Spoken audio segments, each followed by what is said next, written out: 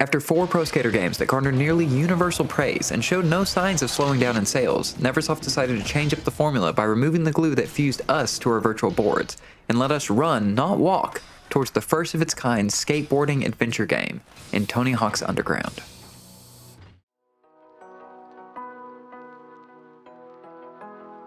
Hey everybody, and welcome to another episode of BacklogBusters, where I'm busting out my gaming backlog with the help of your suggestions and finding out if these games are still worth playing today. Finally playing through Underground has been a long time coming, because even though I love this franchise, I've played shockingly few of these games. Instead, most of my experience with these games is from visiting friends and through my own much less bloody, less suggestive, and even more lyrically mild versions on the GBA and DS, which were E for everyone, but somehow it felt like only I was missing out on the console versions. Over the last few years, I've been grabbing every copy of these games I can find, and in the lead up to the release of the exceptionally well done 1+2 remake, I did finally play through the first 4 Pro Skaters. If you want to hear me talk about those games, let me know. But I was slow, and that remake came out right as I approached the entrance to the Underground, so now I'm finally jumping in. One of the most confusing interactions I've ever had in a used game store was asking what I thought was a very simple question. Do you have any Tony Hawk games? And the clerk responded, "What's Tony Hawk?" I offered up more description. You know, the skateboarding games? To silence. This shocking realization that some people had never even heard of these games shook me to my very core, so please bear with me while I give a very quick description of the series as a whole. These are all extreme sports games. In my mind, they establish the entire genre. Levels featured a 2-minute timer, and you rush to complete as many goals as possible while time allowed. Then repeated this till unlocking a new level. Along the way, you'd collect cash or floating stat points, which will let you increase your character's speed, air, balance, etc. until you crafted an inhuman skateboarding machine. The soundtracks in these games are legendary, introducing my younger self and a whole generation to so much new music. Now, if you're not intimately familiar with these games, I feel like walking by and glancing at any of the first 4 games, or probably most of the series, you'd be forgiven for mixing them up and wondering what's new each year. Is it just a roster update or something? No, the first 4 games introduced mechanics each year that fundamentally changed how you approached the parks, your combos, and the goals in them. Even if a simple move like the revert doesn't really sound like a big change, it really is. And with games like Pro Skater 4 even removing the level timer in favor of skating up to characters to trigger individual timed goals. But there was no connective thread here, just unlocking and playing new levels until the credits rolled. Underground sought to actually have you grow a character from amateur skateboarder to pro skater, and not with scattered stat points, but through a story and practice. It's a tale as old as time. You're a small town kid with dreams of turning your favorite hobby into a professional career with the help of your closest friend. And to my surprise, it's actually thrilling, filled with nail-biting competitions, quests for revenge, and most of all, that drive to climb higher in the skateboarding world. Sure, you might see some twists and turns coming, and the started from the bottom nature of the story isn't exactly breaking new ground, but it adds so much to the momentum of this game. And I've always enjoyed the classic loop of unlocking new levels and beating the competition that this series and other extreme sports games follow, mainly because the game mechanics pull me through without the need for much story, but I've never felt this much investment in my character, and it just makes every stage and event even more memorable to me. Plus, speaking of my character, in addition to all the new Create a Skater features, they've changed how skill points work in this game. Now, as you land larger ollies or more flip tricks or pull off larger combos, your stats just increase. And it feels like so much more of a natural progression in the way you might build up skills through actual practice in real life. However, I will say, the curtain did get yanked open a bit to reveal that this is less of a deep skating RPG taking into account my every move I made to better my character, and instead it's just a series of steadily increasing goals in a list.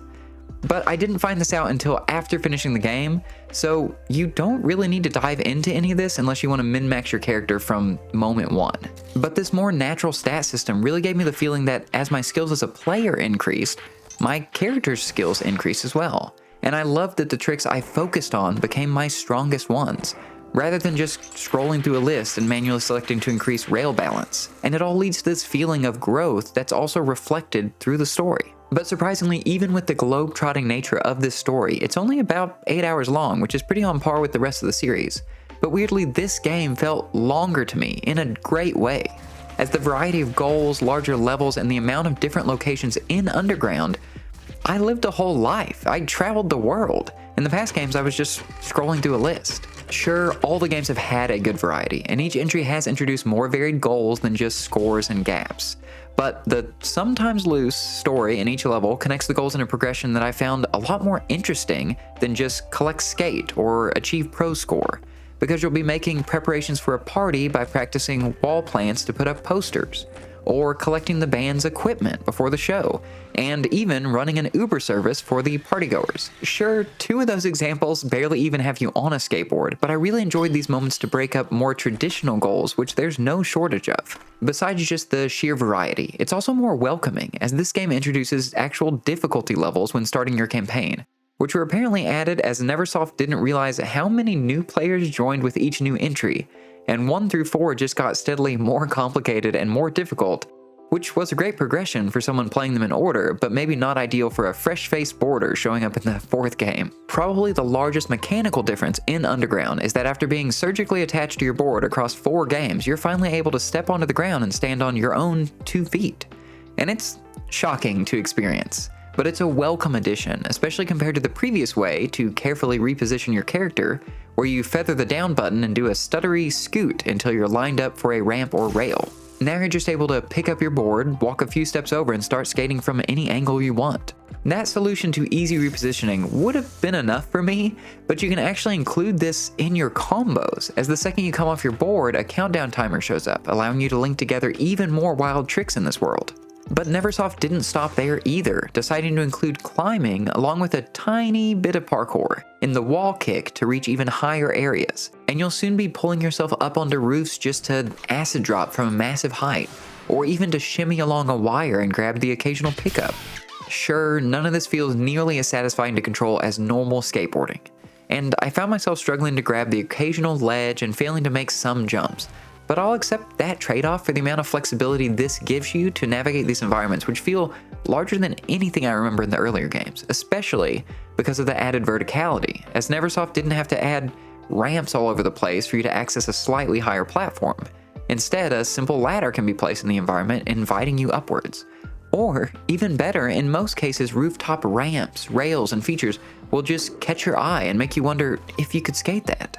Then seconds later, you can be finishing a combo by spine transferring down 2 stories, and I have to imagine they were trying to recreate that sense of discovery that real skateboarders get, seeing an interesting thing and saying, let's try to skate that. Okay, I've talked enough about everything around the actual skateboarding, so does this game improve or overcomplicate things? Well, out of the first 4 games that I've finished so far, this feels the absolute best, and honestly, playing this back-to-back with the remake of 1+2 with all of its tweaks and quality of life improvements, Underground in no way feels old or outdated. It plays great today.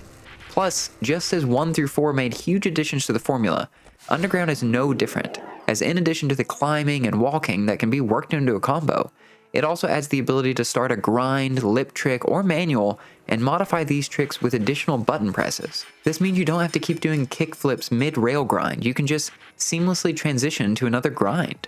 I experienced this first in the 1.2 remake and had no idea it took 5 games for this to be introduced. And oh wow, my scores were never higher, and the sheer flexibility with which you can achieve these scores in Underground is truly impressive. Even a seemingly tiny addition like the sticker slap, which lets you slam headfirst into a wall and change direction while keeping your combo, allows you to combo areas not possible before, and finally puts one of the last great combo killers, a solid wall, in its place. And I'll concede, the ability to keep a combo going even while off your board feels wholly unnatural and goes against everything I believe in. Mainly because I kept forgetting it was an option because of the muscle memory built up through the past 4 games, but this can't be a real thing for competitions, right? This just seems illegal. Now, if I try and take my Tony Hawk fan hat off and think really critically about these games, it does have a little more sloppy landing than 1 through 4. As I mentioned, the on-foot climbing, the wall kicks, they can feel a little loose, and sometimes it feels difficult to get on some ledges or platform around. Also, the variety, which I really appreciated, does lead to you driving cars and other vehicles, and yeah, it's a fun novelty, but I wouldn't call this driving great. And while the levels feel much larger this time around, and the connective story makes this feel more like a world, It's not an open world, and you're practically booted from levels once the requirements are met, having to come back later to finish every single goal, as a lot of them are not required. I think that the later games did go for more of an open world and maybe have more flexibility in how to progress the story, so while this I'm sure was impressively large for the time, it feels a little more like a half step now. Plus, I do kinda miss even just the option of a classic mode, to see where they would hide the skate letters and what goals they would ask of you in these levels. Now, in case it somehow wasn't clear or you skipped directly to the end, I think Tony Hawk's Underground is 100% worth playing, and it should be on your backlog even if you've never played a game in this series, or if you've enjoyed any of the first 4 games or the 1+2 remake. Sure, it seems like a half step towards an open world, some additions aren't as fully refined as the skating that's been honed over 4 games, and the story won't blow anyone away with its originality. But out of all the first 5 games I've finished so far, this is the best the skating has felt, with every single trick type allowing for a huge amount of flexibility, in addition to the new abilities on top of that. Also, the story does have some genuine thrills and a tension I did not expect, which made the whole journey of finishing the game much more memorable. Overall, this game just offers so much to do, so many options to craft your skater, board, tricks, parks, and so much flexibility in how you approach each level and how you skate. This just all leaves me wondering where the series goes from here. I obviously know there's another Underground and a whole other batch of games after, but with this currently being the pinnacle of what I've played so far, do the games keep improving? Do they get too bloated with unnecessary features, or did they just run out of new experiences that explain why the series trailed off? If any of you have thoughts, experiences, or fond memories of this game or the others, I'd love to hear them. Now, if you're looking to play or replay Tony Hawk's Underground, then I hope you've got some old gaming hardware laying around, like an Xbox, PS2, GameCube, or a PC running Windows XP or lower, as well as a disc on your shelf because this has never been re-released anywhere, sadly. However, there does seem to be a thriving mod community for the second Underground game on PC, which I'm very interested in checking out. Sadly, the only Tony Hawk game available for purchase from digital or physical stores for modern consoles is the Tony Hawk's Pro Skater 1+2 remake, which is an incredibly well done remake. But my sadness stems from the fact that the developer, Vicarious Visions, who you might remember if you ever played any of the portable Tony Hawk games over the years on the GBA or DS, was merged into Blizzard Entertainment, renamed to Blizzard Albany, and reassigned to help with development on the Call of Duty and Diablo franchises. And with Vicarious Visions no more, Activision killed the planned 3+4 remake, and any chance that we might see a eventual Underground remake down the line, or any others. But I'm not giving up hope. I continue to believe that with such a groundbreaking series and such a successful remake, this series will one day rise from the grave and give players another reason to skate. But that's all I've got to say on Tony Hawk's Underground for today. Have you played this game or a game in the series? What did you think about this game at the time or now? Let me know in the comments. I'd love to talk more about this series, and send over any suggestions you have for games I should clear off my backlog next. Thank you all so much for watching, and I'll see you in the next video.